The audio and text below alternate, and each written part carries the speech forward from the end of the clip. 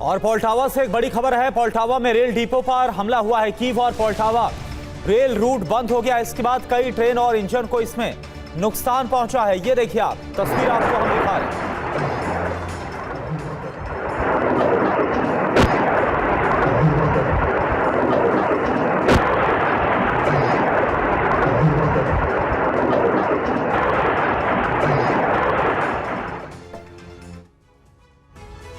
तो पोक्रोवस्क में पुतिन को हर हाल में जीत चाहिए। पुतिन ने इसकी डेडलाइन को भी तय कर दिया है। 15 नवंबर तक रूसी सेना को पोक्रोवस्क को कब्जे में लेना होगा और इस बीच यूक्रेनी सेना बैकफुट पर है। कमांडर्स ने ज़ेलेंस्की को बताया है कि सरेंडर नहीं किया तो हजारों सैनिक मारे जाएंगे। लेकिन ट्रंप की वजह से ज़ेलेंस्की अपने सैनिकों को वापस नहीं बुला रहे। ट्रंप नहीं चाहते कि पोक्रोवस्क जीतकर डोनबास पर कब्जे वाला दावा मजबूत हो। ट्रंप ने क्रीमिया पर हमलों की शुरुआती जो कार्रवाई है वो की ताकि रूस दबाव में आकर पोक्रोवस्क से पीछे हटे।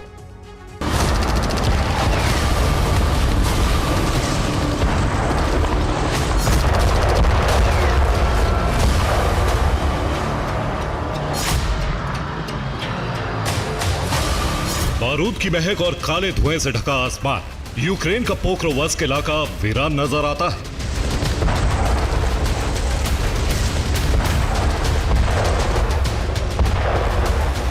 पोक्रोवस्क में कुछ बचा है तो वो है यूक्रेन के हताश सैनिक जो सरेंडर मोड में है।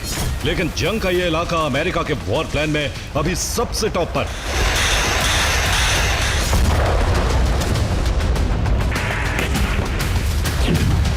अमेरिका ने यूक्रेन से कहा है कि पोक्रोवस्क में जंग जारी रहे। क्रीमिया पर हमले से रूस पर दबाव बनाया जाए। पोक्रोवस्क में डटकर मुकाबला और क्रीमिया पर हमला होता रहे। ट्रंप की रणनीति के मुताबिक ज़ेलेंस्की ने अपनी सेना को क्रीमिया पर हमले करने का आदेश दे दिया है।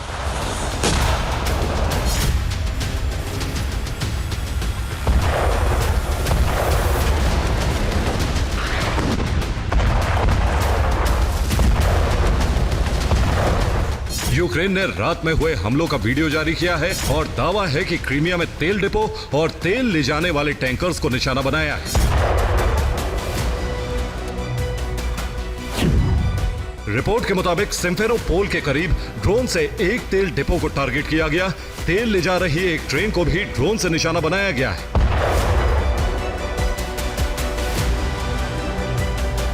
दूसरी तरफ ज़ेलेंस्की ने दावा किया है कि पोक्रोवस्क पर कब्जा करके रूस संपूर्ण डोनबास पर कब्जे के दावे को मजबूत करना चाहता है।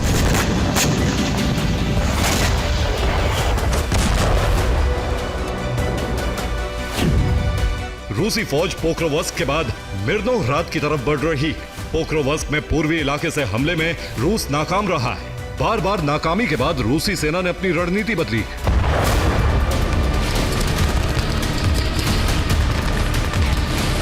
अमेरिका नहीं चाहता कि पोक्रोवस्क में रूस अपनी जीत का ऐलान कर सके, इसीलिए अब यूक्रेनी सैनिकों को ना चाहते हुए भी इस इलाके में बने रहना होगा।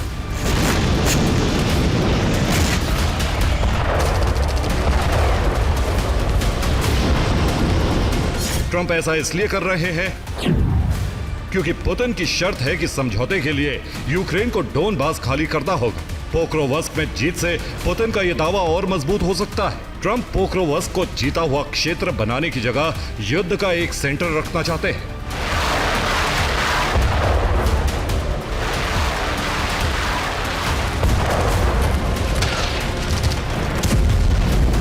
रूस सचेत है। क्रीमिया पर हमलों को रोकने के लिए सुरक्षा के इंतजाम बढ़ाए जा रहे हैं।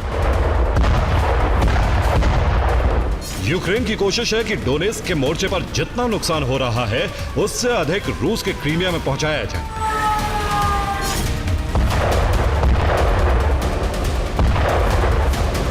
लेकिन अमेरिका के क्रीमिया प्लान से रूस और अमेरिका में अदावत और बढ़ गई है। पोक्रोवस्क और क्रीमिया भी अमेरिका रूस में युद्ध करा सकता है। दोनों देश इस वक्त परमाणु परीक्षण की तैयारी कर रहे हैं। दोनों देशों के फैसले एक बड़े युद्ध की तरफ संकेत दे रहे हैं।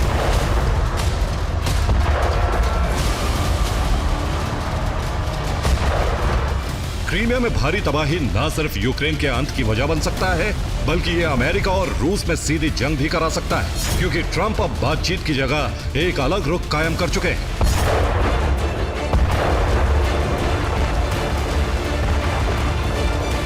ट्रंप के आदेश पर आईसीबीएम मिनटमैन 3 का टेस्ट किया गया था, जिसके बाद पुतिन ने भी रूस में न्यूक्लियर टेस्ट करने की तैयारी का आदेश दे दिया है। ट्रंप मानते हैं कि अमेरिका ने कभी दुनिया को भड़काने या उकसाने वाले फैसले नहीं लिए, लेकिन पुतिन का शक्ति प्रदर्शन और यूक्रेन युद्ध एक बड़ा सबक जरूर है। अमेरिका ने यूक्रेन युद्ध से सबक लेकर कई बड़े फैसले लिए हैं।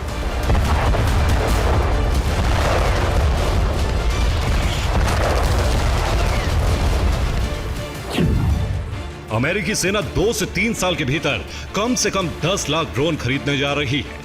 उसके बाद भी अमेरिका लाखों ड्रोन की खरीद करता रहेगा। अमेरिका आने वाले वक्त में परमाणु हथियारों का और टेस्ट करने वाला है।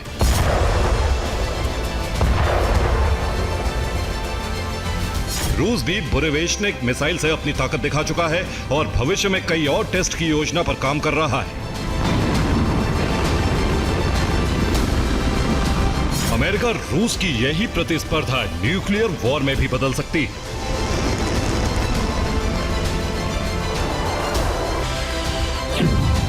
अमेरिका के पास इस समय 1770 ऑपरेशनल न्यूक्लियर वॉरहेड्स हैं, जबकि रूस के पास लगभग 1718 और चीन के पास 400 से 500 के बीच ऑपरेशनल न्यूक्लियर वॉरहेड्स हैं।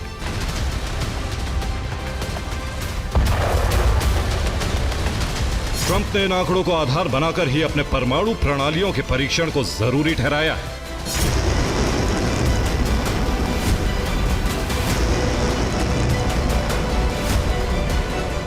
न्यूक्लियर पावर में अब रूस अपने लिए गठबंधन भी तैयार कर चुका है। चीन और नॉर्थ कोरिया रूस के साथ है, जबकि ईरान लगातार अपने मिशन पर काम कर रहा है।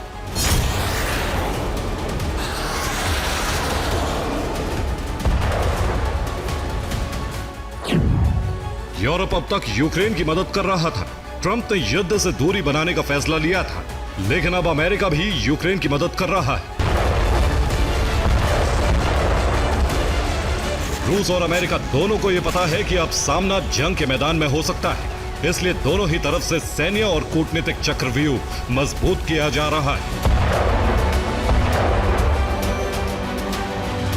एक्सपर्ट्स के मुताबिक ट्रंप ने पहले युद्ध रुकवाने के लिए पुतिन को पूरा मौका देने की कोशिश की और इसीलिए वे अलास्का में बोलने की जगह सिर्फ सुनने की रणनीति पर अमल करते दिखे। लेकिन अब ट्रंप परमाणु ताकत से दबाव बना रहे हैं ताकि रूस युद्ध रोकने पर सहमत हो सके। Bureau report, TV9 Bharatvarsh.